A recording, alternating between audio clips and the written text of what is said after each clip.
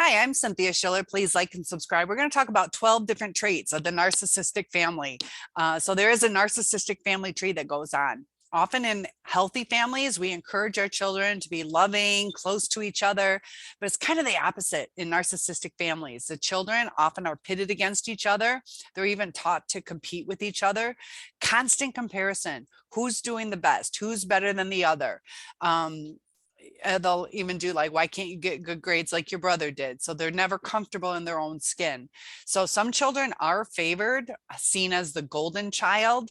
Others are the scapegoat, where the parents project their negative feelings onto the child. It's kind of a defense mechanism. The siblings in these narcissistic families rarely have any real type of emotional connection with each other, because you got to remember that they're pitted against each other. It's almost like they're enemies on the opposite side of each other. And it's also common for these adult children of narcissists to need treatment sometimes. They have relationship issues, emotional symptoms, and they also have a deeper lack of awareness of what exactly is going on with them, what their actions are causing. And inside these narcissistic families, there's a lot of pain going on, and they just have this unspoken set of rules.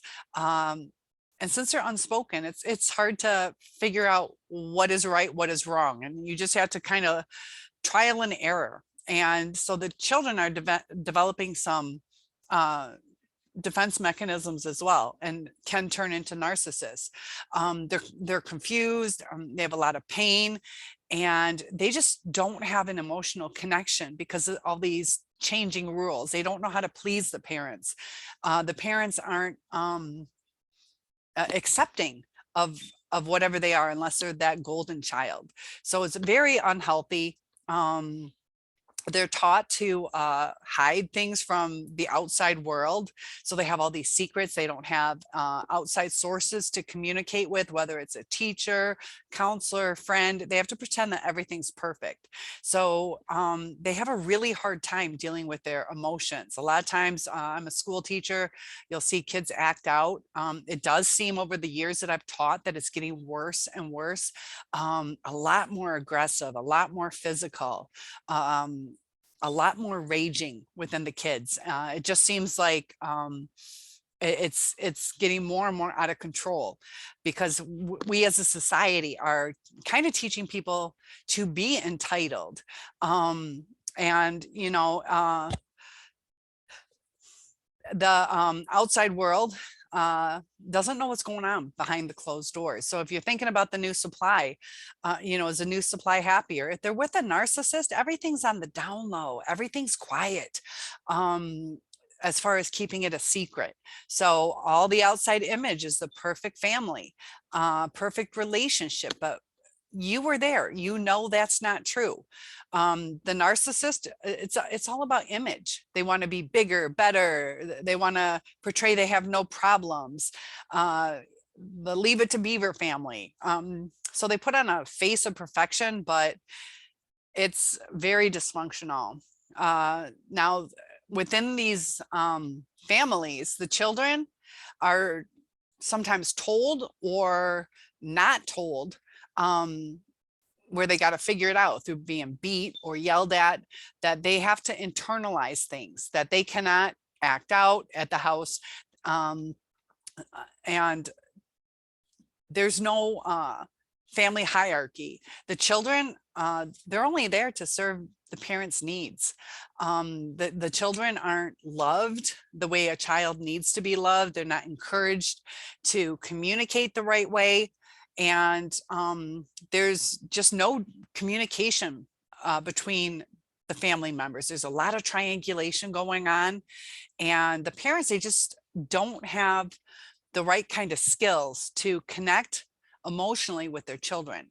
So nobody's getting the love. The only way that the narcissist gets their needs met is through chaos. So the more their needs aren't being met, the more chaos is going to happen. And the children just want to be loved. The children just want to be themselves, comfortable in their own skins, but they're always having to compete. They're always trying to have to prove themselves. And a lot of times the parents don't really set boundaries when it comes to their kids. And it's all haphazard. Narcissists hate boundaries, but often they just don't take the time to set boundaries with the kids. Or if they do, they expect the child to just know what it is. So if one parent is the narcissist, a lot of times the other parent has to revolve around whatever the narcissist wants. Otherwise, the marriage just falls apart.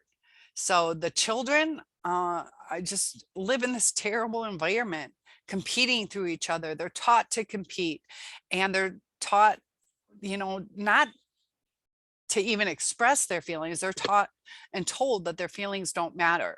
If the child tries to stand up for certain things that they should be allowed to stand up for, the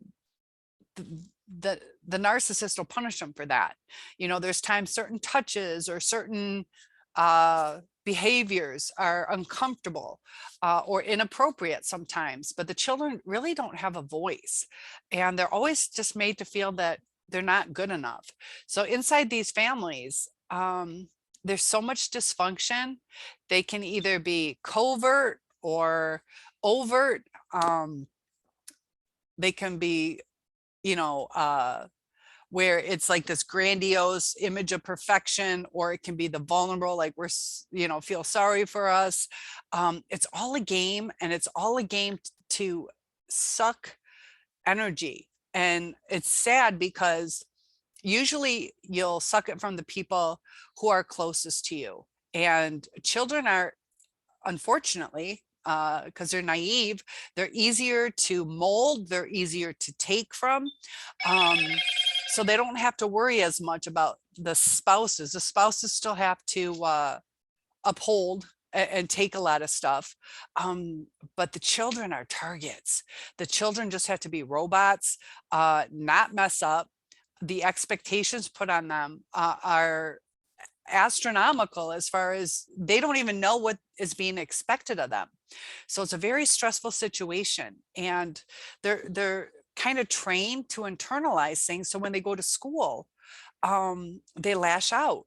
They don't know when it's safe to let out, because there's repercussions. Maybe the teacher's going to call home to discuss it.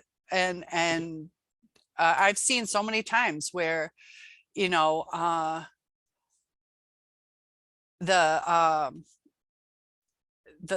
lack of caring from the parents. I had one where there's 3 fights in one day in my class throughout the day, same kids. And there was a small class. It was only 12 kids and 3 fights. One got punched in the nose. Another she had like a braid that was just sort of a little thinner than this, something, but having a braid about this thick, braided, yanked out of her head. It was extensions, but still, like, that's either sewn or glued into your hair, and it's ripped out. And then another one was a punch to the face. So I avoided a 4th fight with a kid trying to pick up a chair. And I'll tell you how that one started. Is I was a newer teacher, and it was very urban, very poor. Kids came from terrible backgrounds, but I had written a kid's name on the board who was acting out, and that just threw everything off. The classroom management was gone as soon as I did that. Instead of putting the positives up on the board, I put, the kid was acting out, like, kind of, you're in trouble. Don't do that. It just, the one kid started yelling, then the other one starts huffing and puffing, and then the whole classroom gets off. And so you're trying to deal with this kid. The other kids are doing whatever they want to do, and then they start fighting, and you can't be everywhere at the same time. And that's actually a small class. But there's so much anger that this kid hated that he was called out for not doing the right thing. And I've learned over time that there's more effective ways to do it as far as a teacher. So he just started hating me for the longest time. There's all that anger. I was probably a trigger, like his mom or dad, like he felt like he couldn't live up. And he was acting out, but they're so under stress that they need a release, to where it gets to a point where if you try and try and try and nobody is acknowledging you, it is more effective when you point out the positives. So these narcissists are in these younger stages of mind. So when we try to discuss things, they take it like that one kid did, where it's like, whoa, you think I'm a piece of crap 100%, that you don't see any good in me. And so the narcissist, that's a trigger for them. You can't talk to them.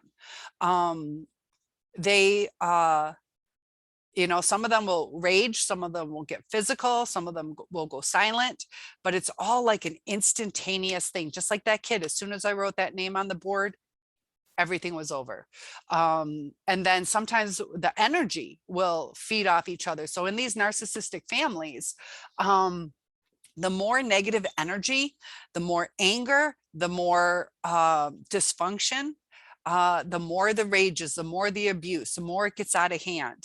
And it's just something that I wanted to share, that, sometimes if you're thinking about staying with a person who may be narcissistic, it's teaching the children, even if it's only one parent doing it, it's not a safe spot for the kid.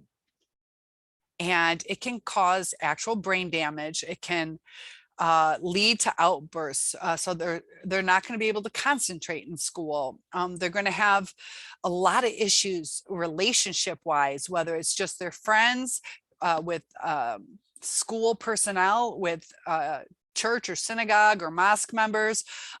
Everything's going to just start to snowball out of control, and they're going to start doing reactive abuse. Sometimes they may do it within the home. They can take it out on a sibling. So even if you have one child who is really, really trying, to do things the right way, because every child has different personalities, different coping skills.